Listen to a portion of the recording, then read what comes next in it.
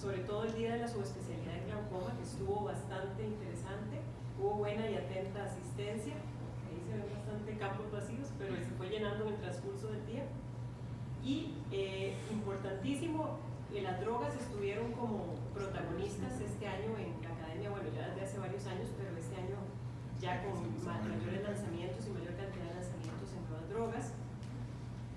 El doctor Wallace Howard habló básicamente sobre la historia de los medicamentos en glaucoma y dijo, ¿verdad?, básicamente que ya la historia de los medicamentos en glaucoma lleva ya más de 140 años, desde la pilocarpina en 1877, actualmente el Netarsudil, que acaba de aprobarse por la FDA en el 2017, y el Netarsudil viene a ser la primera droga desde que surge nueva de glaucoma después de 20 años de que no teníamos ninguna novedad después de las prostaglandinas.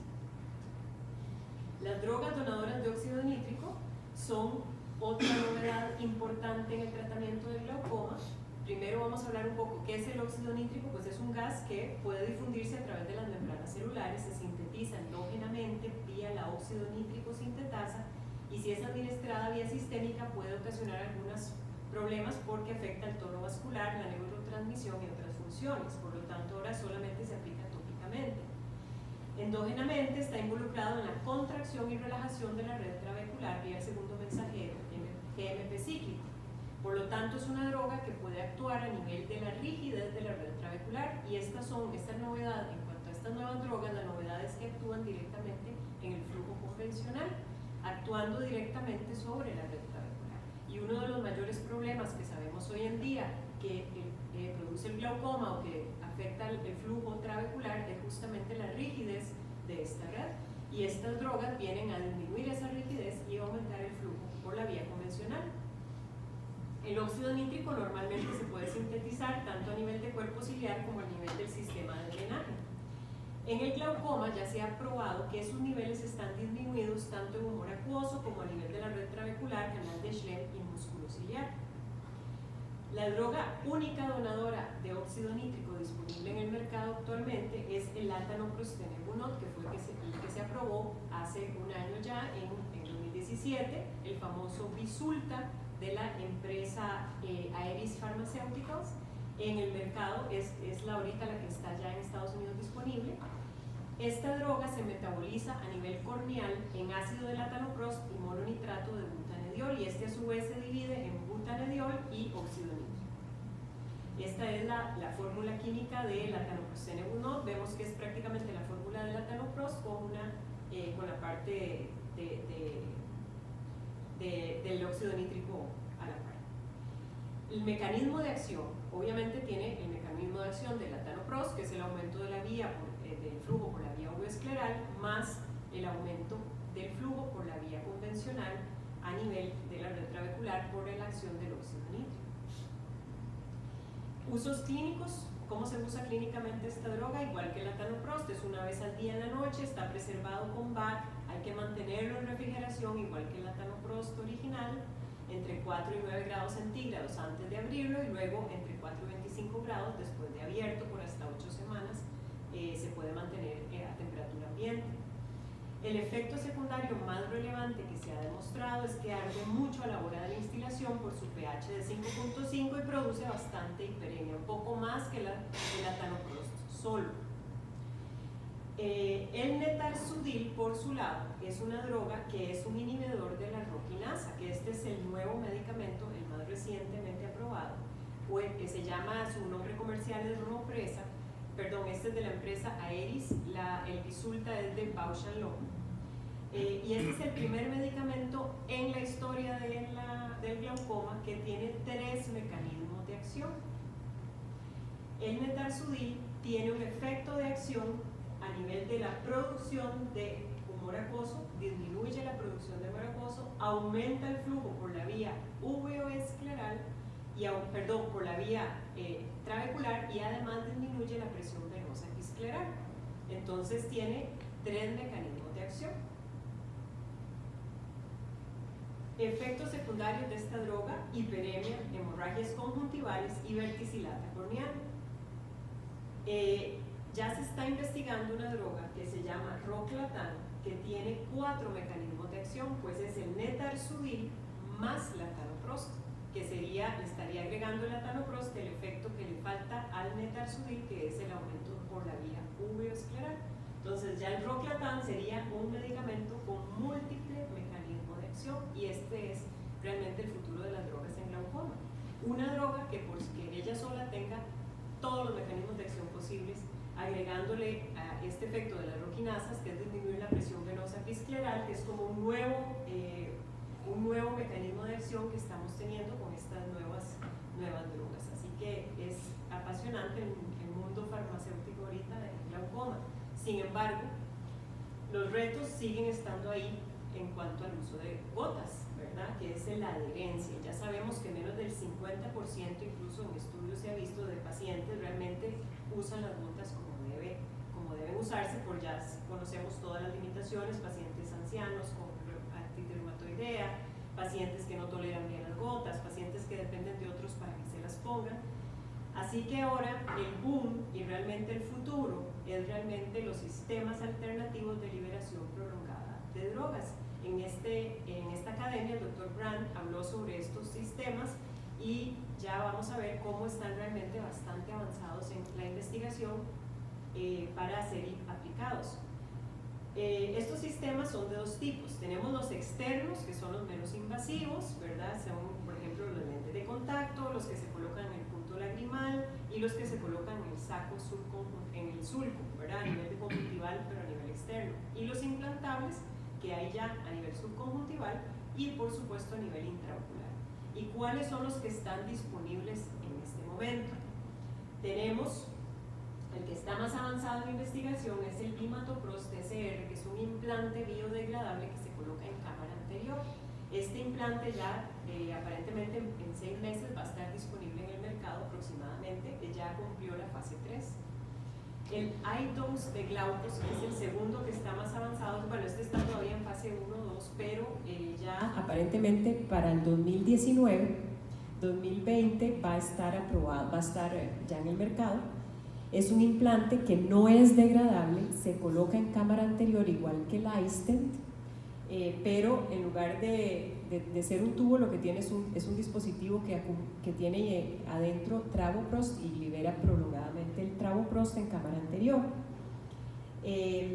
Luego está el anillo de Bimatoprost de Allergan, que ya no sé si lo han visto, pero es un anillo que se coloca en el fondo de saco, y ese se va degradando poco a poco, es biodegradable, no es degradable, perdón, pero libera el Bimatoprost de manera prolongada y dura hasta 6 meses.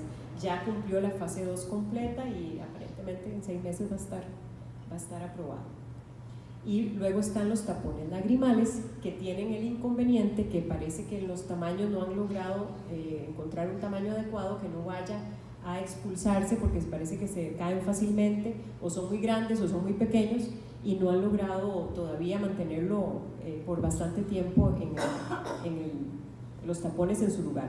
Hay 2 diferentes, como ven ahí, hay uno en fase 2, otro en fase 3, y aparentemente ya pronto también van a estar aprobados. Y luego está el Travoprost XR, que es igual un implante biodegradable en cámara anterior, igual que el Bimatoprost de Allergan, está en fase 2, y también este medicamento pareciera que va a ser prontamente aprobado dentro de 6 a 12 meses aproximadamente, se calcula. O sea, realmente en el próximo año vamos a ver un cambio drástico en lo que es el tratamiento del glaucoma, ¿verdad? Con estos dispositivos.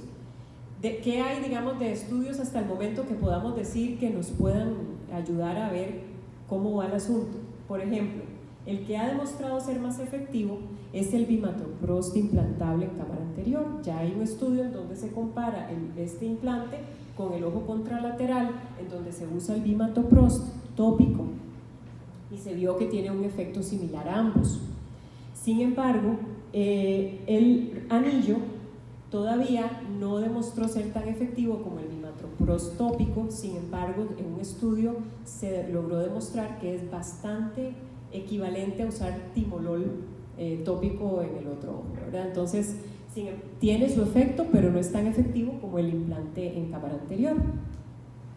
Y luego implante de travoprost pareciera que tampoco es tan efectivo, igual que los tapones lagrimales. Han mostrado disminución de presión intraocular, pero no tan efectivo como es la prostaglandina ya tópicamente. Así que falta un poquito de investigación en ese sentido. ¿Qué debemos considerar al empezar a usar estos sistemas de liberación prolongada? Pues por supuesto que realmente no sabemos eso que dicen los estudios, que puede durar 6 meses el efecto cuando se implanta uno de estos dispositivos en cámara anterior. Realmente no estamos tan seguros. ¿Qué tal si el medicamento se acaba antes o si el dispositivo deja de liberar el producto?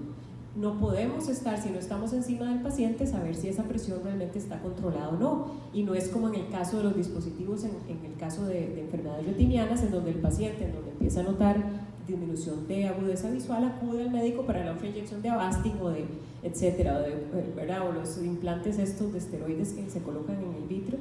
En glaucoma no, así que eso es un issue, ¿verdad? Saber realmente saber si ese paciente realmente está controlado, y no es simplemente de colocarle el implante y decir vuelva en 1 año o en 6 meses porque ya usted está tratado. Luego, ¿qué pasa si hay efectos secundarios? La mayor parte de estos dispositivos son con prostaglandinas. ¿Y qué tal en los pacientes pseudoáfagos si empiezan a hacer un edema macular cistoideo? ¿Cómo quitamos ese dispositivo? ¿Qué tan fácil es quitarlos? ¿Qué tan fácil es invasivo volver a operar el paciente para extraer el dispositivo?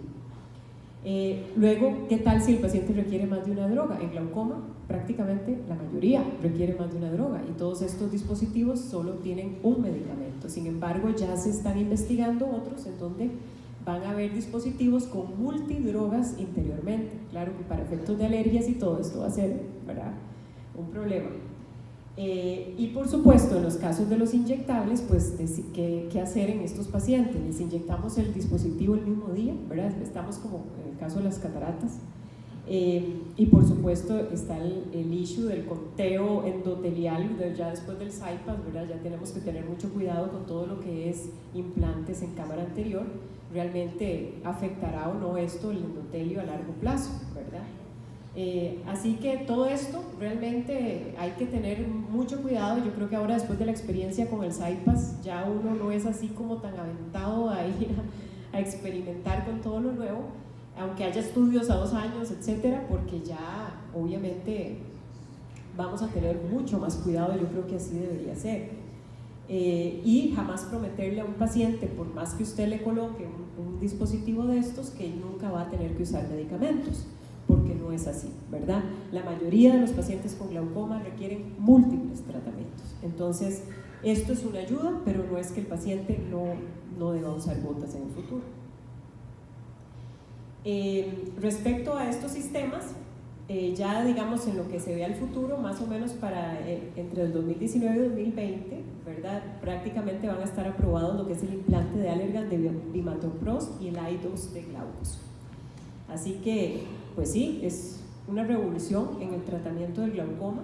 Sin embargo, como les decía, tener mucho cuidado con los pacientes que tienen glaucoma leve. Una cosa es un paciente ya con un glaucoma avanzado, igual un paciente con glaucoma avanzado uno le pone un tubo, una válvula, y uno sabe, bueno, es riesgo-beneficio.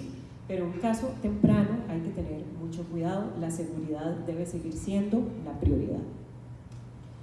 ¿Qué hay en el futuro? El doctor Santos dio una charla muy interesante de cuál es el futuro del tratamiento médico en glaucoma, y básicamente lo que hablábamos de los medicamentos con múltiples mecanismos de acción, a eso vamos. Y por supuesto estamos ya atacando el problema principal que no se había atacado antes, que es atacar la rigidez de la red trabecular con todas estas nuevas drogas, que es los donadores de óxido nítrico y los inhibidores de las roquinasas. Y por supuesto vamos hacia el control de la presión 24 horas y ojalá el monitoreo de la presión 24 horas. Hacia eso va el tratamiento del glaucoma.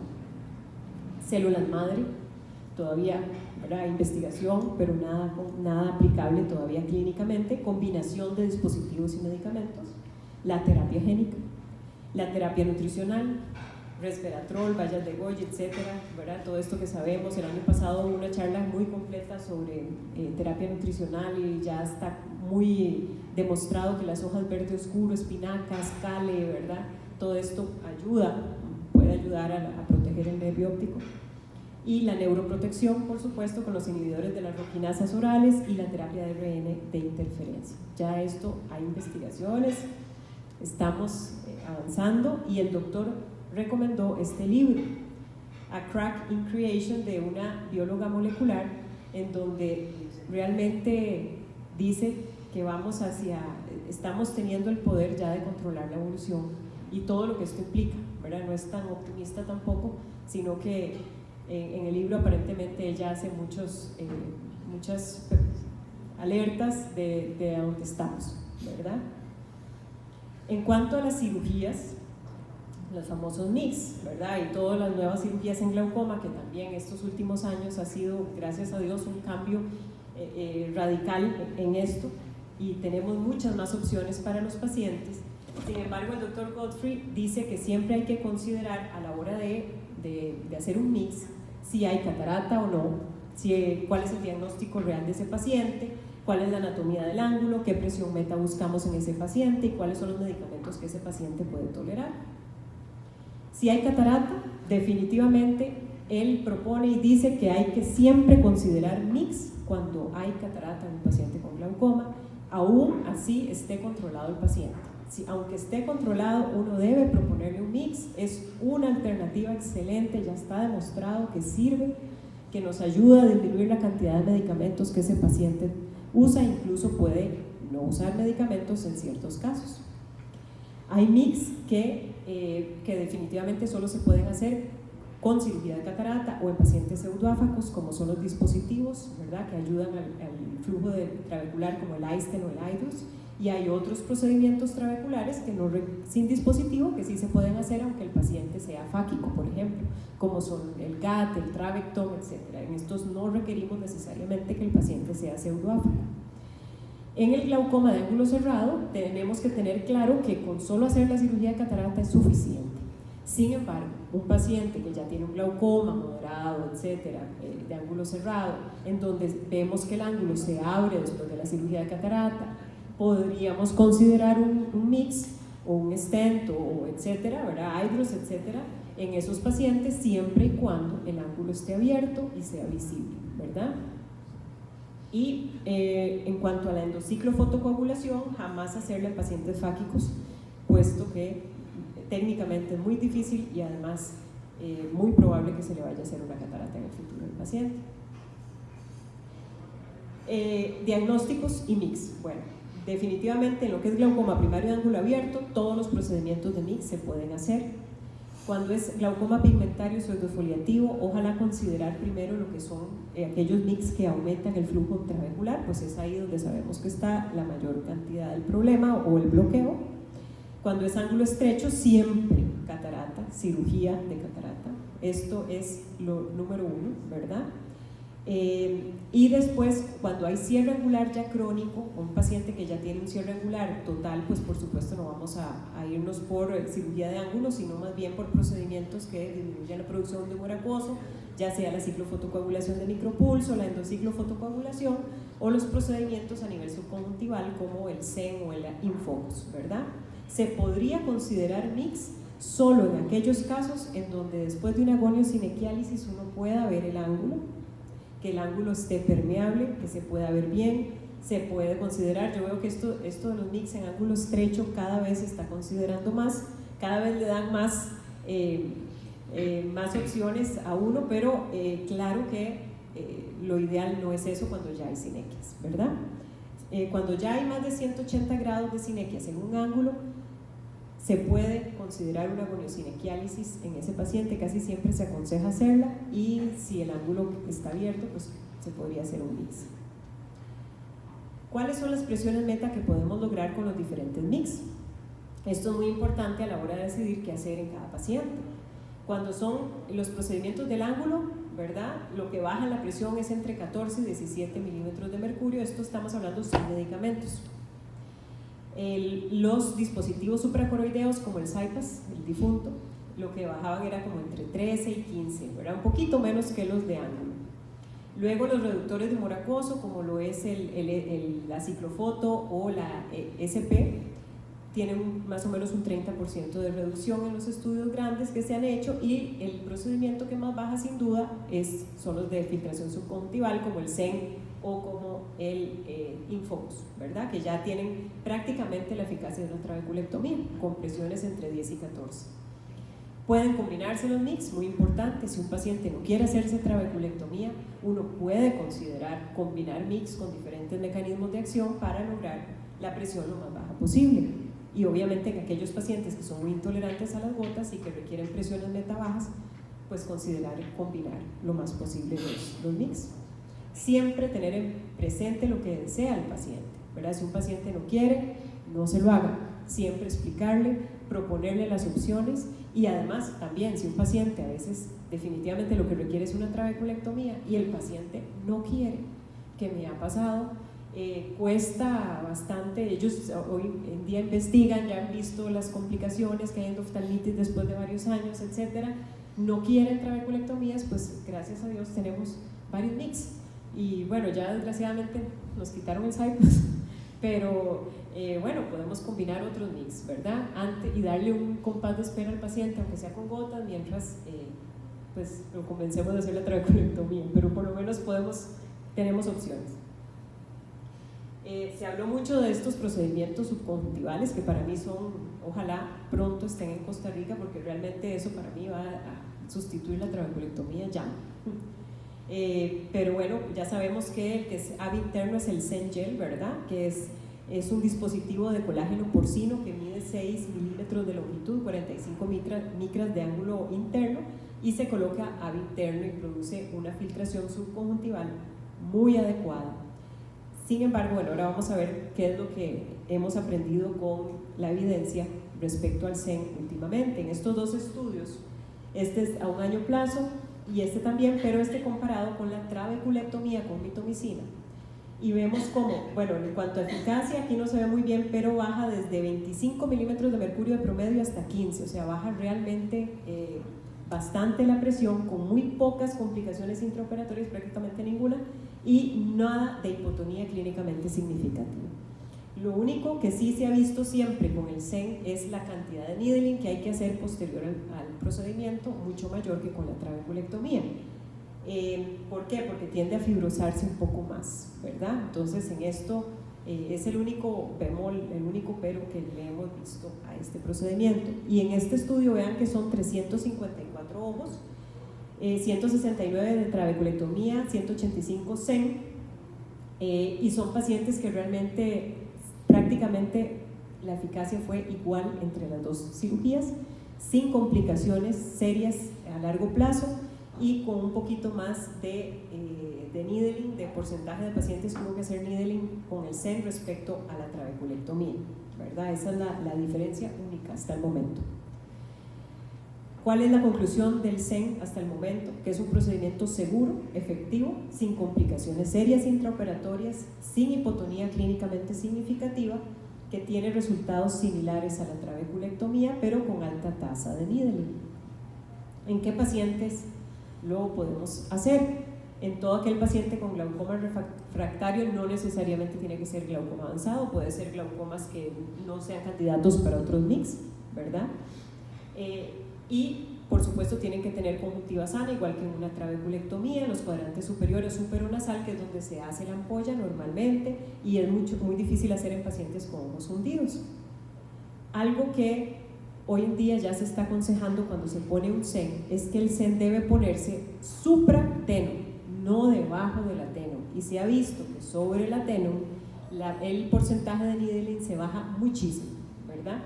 Sin embargo, claro, aquí tenemos el problema que siempre hay que usar mitomicina y pues esa conjuntiva si queda muy adelgazada y puede erosionarse, ¿verdad? Es como cualquier cirugía con ampolla. Hay que tener cuidado, pero ya se aconseja definitivamente la posición, no colocarlo debajo del ateno, sino encima del ateno. Y en cuanto a los cuidados posoperatorios, son los mismos que una trabe, con esteroides, antibióticos posoperatorios. Hay que hacer mucha compresión digital posterior en el posoperatorio para mantener la ampolla filtrante y, como les decía, ponerla suprateno. En cuanto a la filtración AB externo, que es el otro procedimiento subconjuntival mix, digamos, entre comillas, que habló el doctor Ahmed en este caso, que es el famoso Infocus. El Infocus es un poquito más grande en longitud que el Zen, mide 8 milímetros con una lengüeta que lo sostiene. Es de un material que se llama CIPS, que es un material aparentemente que produce menos reacción que el colágeno porcino del Zen, entonces hay menos fibrosis. Por lo tanto, este se puede colocar subtenoniano y se coloca vía, como les enseñé ahí, ave externo, ¿verdad? Es como hacer una trave, pero haciendo solo un canalito para colocar el tubo, que es mucho menos invasivo y hay menos probabilidad de hipotonía. Se coloca debajo del ateno, este sí, a diferencia del Zen, y ya está en curso este estudio, ensayo clínico randomizado en Estados Unidos para que se apruebe por la FDA de más de 500 pacientes, en donde se está comparando el Infocus con mitomicina versus la trave con mitomicina, y se esperan ya ahorita los resultados, que son a 2 años de seguimiento. Vamos a ver, todavía no están. El doctor Ahmed sí en Toronto ya presentó este póster en la academia este año, en donde vemos los resultados a 1 año plazo del Infocus, colocándolo solo o combinado con FACO. Y los resultados son que hay una reducción significativa de la presión en ambos grupos, ya sea con el Infocus solo o en la cirugía combinada con catarata, que se alcanzó una reducción de presión similar en ambos grupos, pero con un poquito mayor tasa de reintervenciones en el grupo combinado, igual que como es cuando se hace una FACO trave. Hay una mayor cantidad de probabilidad de complicaciones y además de reintervenciones que hay que hacer en el posoperatorio para mantener esa ampolla vigente, porque hay más fibrosis, ¿verdad? Entonces es lo mismo que con la trave, es igual. La ventaja de este procedimiento, el doctor Ahmed dice que definitivamente la ampolla que se logra es mucho mejor que la ampolla que se logra con trabeculectomía, mucho más posterior, difusa, el paciente le molesta menos, no es tan avascular como las ampollas que se logran con la trabeculectomía.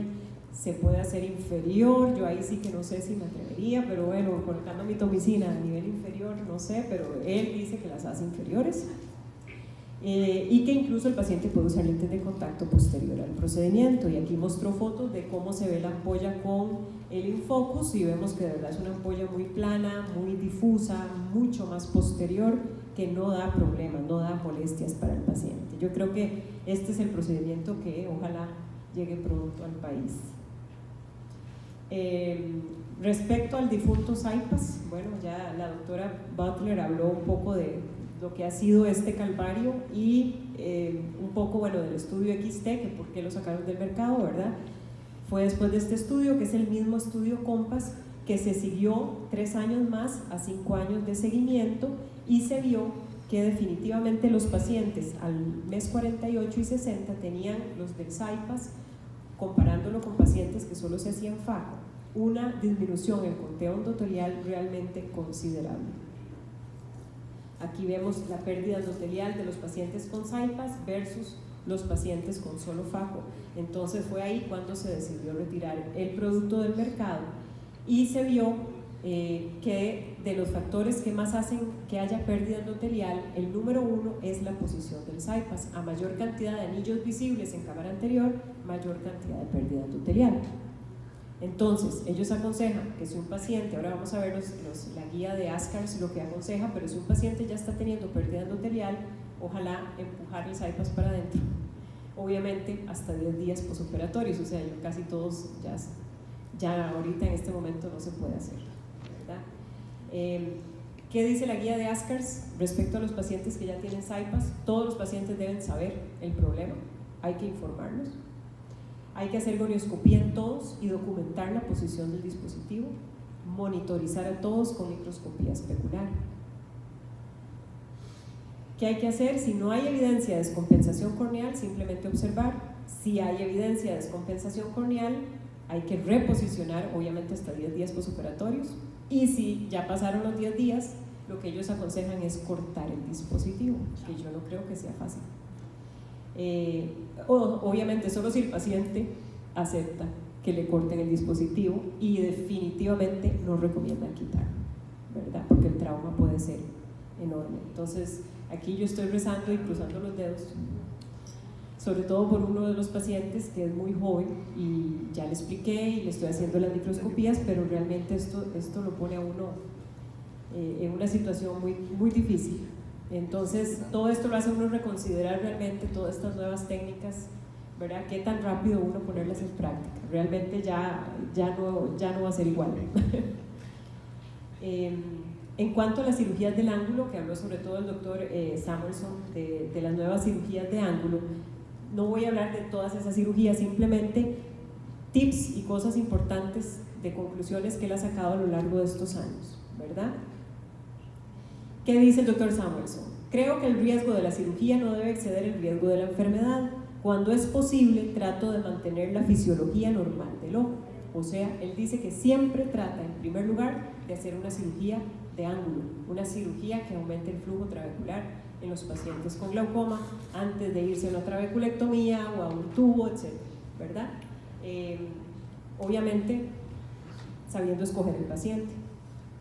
Y en cuanto a consideraciones con estas cirugías de ángulo, él dice que la respuesta a los esteroides puede ser muy importante y eso lo hemos visto. Hay pacientes que hacen picos de presión después del iStent y duran, ¿verdad?, varias semanas y hasta que no se quitan los esteroides no empieza a bajar la presión. Y él dice que es muy común que esto pase, que estos tienen una respuesta a los esteroides y que él está considerando que a todos se les suspendan los esteroides a las 2 semanas en el posoperatorio. También dejarlos antiglaucomatosos en el posoperatorio, pues es en el posoperatorio inmediato donde hay generalmente estos picos de presión. Él no suspende los antiglaucomatosos y los considera suspender hasta después de unas semanas. Y por supuesto hay que admitir cuándo es el momento de ser más agresivo y cuándo hay que decirle al paciente, no, ya es el momento de la traba. En cuanto a nuevos diagnósticos, se habló muchísimo de, bastante de todo lo que viene, monitoreo de presión 24 horas, que ahora vamos a hablar de eso porque esto sí fue apasionante.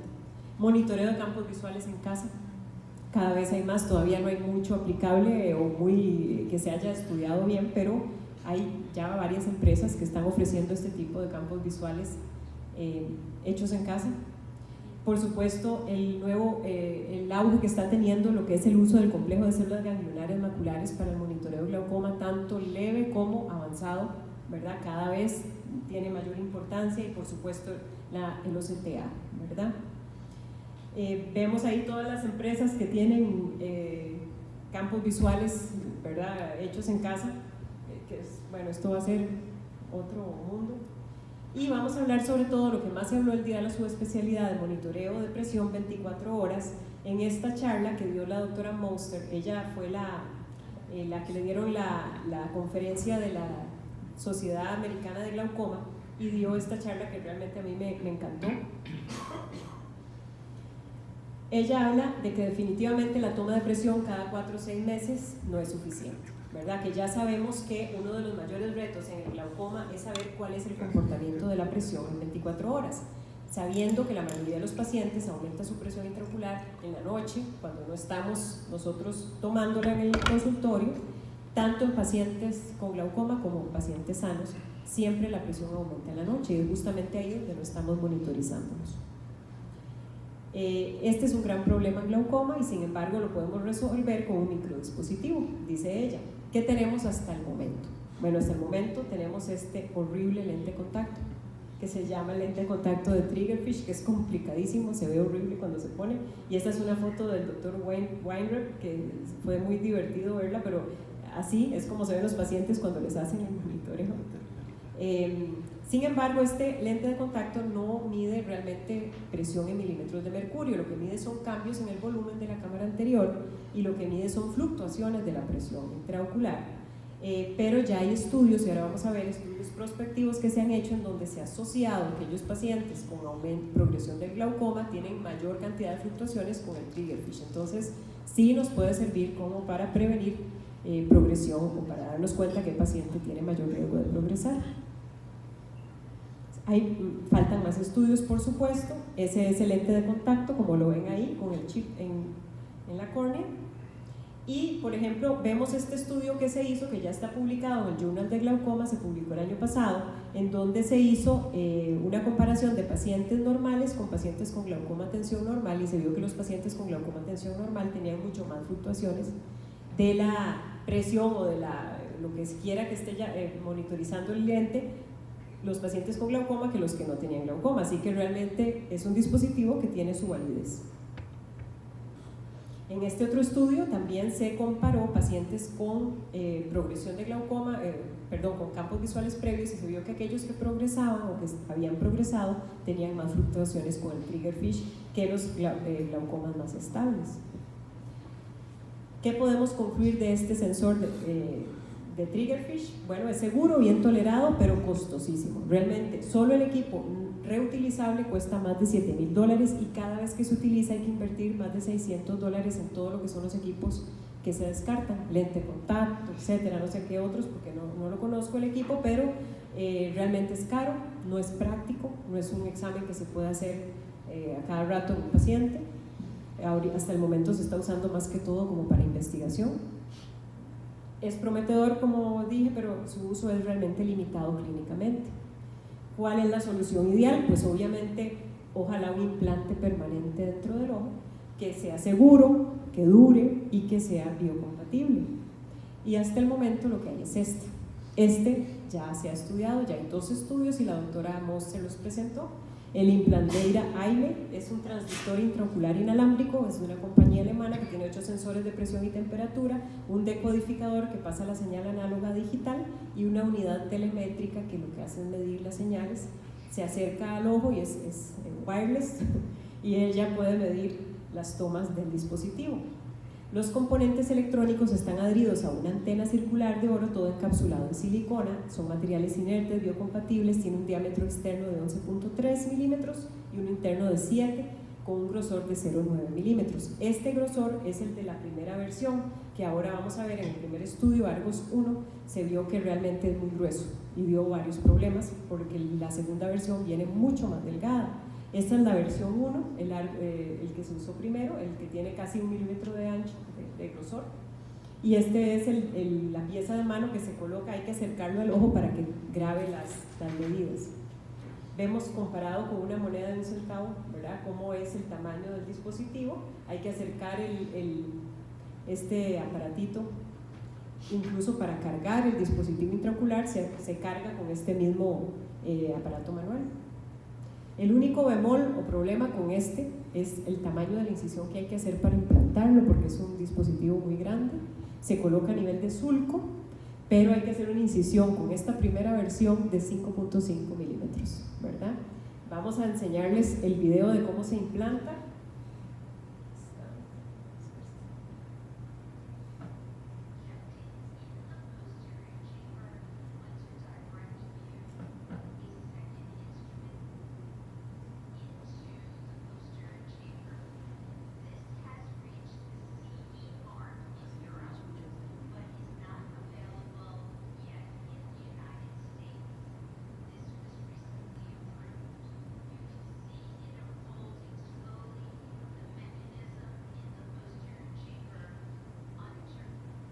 Bueno, como vieron es bastante grandecito y aquí están los resultados del primer estudio. Este es el Argos 1, que fue en 6 pacientes con glaucoma primario de ángulo abierto y glaucoma a tensión normal bien controlados que fueron sometidos a cirugía de catarata. En el mismo momento se les colocó el anillo en el sulco y se monitorizó por VM que estuviera bien colocado. 4 pacientes tuvieron inflamación realmente severa porque así nos dijo la doctora, aunque resolvió temprano, pero fue una inflamación importante. Muchas veces la presión no coincidió con la del Goldman y hubo en todos los pacientes casos de dispersión pigmentaria, distorsión pupilar, y se vio que esto era sobre todo por el grosor del dispositivo. Entonces el nuevo viene más delgado. Sin embargo, a 1 año todos estaban controlados de su glaucoma. Aquí vemos una foto de esos ojos y vemos que todos tienen algún problema en la pupila o de dispersión pigmentaria. El Argos 2 ya están los resultados, pero no se han publicado. Este se hizo con el nuevo dispositivo más delgado en 22 pacientes, se siguieron a 1 año, no hubo eventos adversos serios, ligeramente un poco más de efectos adversos que con la cirugía de catarata sola, cuando se comparó con el grupo de solo catarata, pero el dispositivo funcionó bien y sí, en este caso coincidió la tonometría de Goldman con las medidas que se obtuvo con el anillo. Así que pareciera que este está en mejores condiciones para ser ya comercializado. Y ahorita se están estudiando dispositivos que controlan o monitorizan presión intraocular, uno que se coloca a nivel supraciliar, un anillo de tensión capsular con un microchip adentro, el anillo este que fue el de Largos 2, que es un poquito más pequeño, más delgado, y también hay incluso uno que se coloca a nivel intravítrea, un chip que se inyecta a nivel intravítrea y monitoriza la presión intraocular. Esta empresa es la que está desarrollando ese microchip, que si ven el tamaño del anillo del alemán, ¿verdad? Con el chip que aquí prácticamente ni se ve, y se está estudiando ahorita en ratones, y ese chip va a poder inyectarse simplemente o colocarse dentro de otros microdispositivos, que por ejemplo en este caso hay uno que se está desarrollando, en donde viene el microchip de un lado y por otro lado el dispositivo que libera medicamento. Entonces, en cuanto se detecta un pico de presión, inmediatamente el dispositivo es capaz de liberar el medicamento en ese momento. O sea, eso sí sería como ideal, ¿verdad? Ahorita vamos a ser capaces de simplemente inyectar el dispositivo, ¿verdad?, con una aguja en cámara anterior, en la lámpara de hendidura o a nivel intravítrea, y ya, y con eso el paciente va a estar monitorizado 24 horas. Esto realmente es apasionante. Los sensores van a ser herramientas realmente ultra miniatura en un futuro próximo. Dice la doctora, el futuro es ahora, ya realmente estamos ahí. En cuanto al glaucoma de ángulo cerrado, hablaron bastante, pero en general voy a dar nada más como las conclusiones más importantes que se obtuvieron del manejo del glaucoma de ángulo cerrado hasta el momento. ¿Qué podemos decir que es la conclusión de los expertos ahorita? Pues que definitivamente la catarata es la primera línea de tratamiento versus la iridotomía. No es que la iridotomía no se deba hacer, pero definitivamente cada vez hay más evidencia que la cirugía de catarata es lo que se debe hacer en un glaucoma de ángulo estrecho. Considerar siempre la gonio-sinequiálisis en los ángulos que tengan más de 180 grados de sinequias, ¿verdad?, cuando vayamos a operar cualquiera de estos pacientes con sinequias. Y definitivamente está renaciendo la endociclofotocoagulación como un tratamiento en el glaucoma, sobre todo en aquellos casos que tienen iris plató o configuración de iris plató, pues se ha visto que definitivamente al comprimir el cuerpo ciliar pues aumenta el espacio a nivel de ángulo, ¿verdad?, en estos casos, y realmente ha demostrado utilidad sobre todo en este diagnóstico. Y por supuesto utilizar suturas de tensión adecuadas cuando se hace trabeculectomía en pacientes de ángulo estrecho, porque las posibilidades de un glaucoma maligno, etcétera, son muchísimo mayores en este tipo de pacientes. Básicamente, esas son como conclusiones que sacaron, digamos, de que hoy en día tenemos que tener presentes en este tipo de glaucoma. Y en Chicago celebramos el cumpleaños de nuestro querido colega, el doctor Bolaños, y fuimos a celebrarlo. La pasamos muy bien en esta casa de jazz.